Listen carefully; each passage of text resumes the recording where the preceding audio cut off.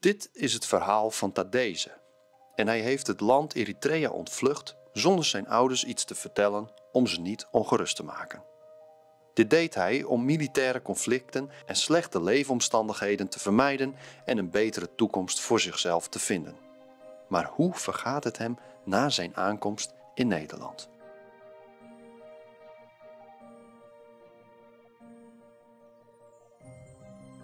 Na een zeer zware reis en veel oponthoud komt Tadeze aan bij het AZC in Ter Apel.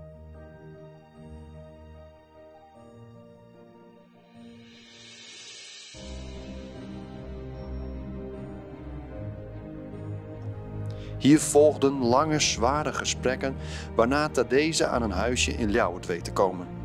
Met een klein budget weet hij dit in te richten en krijgt hij begeleiding voor vervolgstappen in de samenleving. Tadeze begint met het volgen van een studie in de autotechniek in Heerenveen.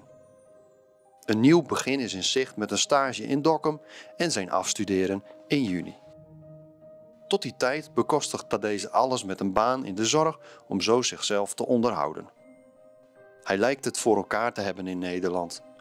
Maar telkens dwaalt er toch een vraag rond in zijn gedachten. Wat is nu mijn thuis? Een leven zonder zijn familie en vrienden doet hem erg pijn. Continu zit zijn hoofd vol met gedachten over hen. Een toekomst met een lief Nederlands, liever nog een Eritrees meisje die zijn situatie echt begrijpt, dat zou wat zijn.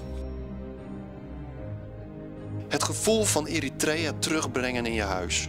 Samen zikni eten uit een groot 7-8 persoons pan en witte kleding dragen bij feestdagen. Tadeze geniet van Nederland en zijn cultuur. Maar thuis is de plek waarin je hart geland is.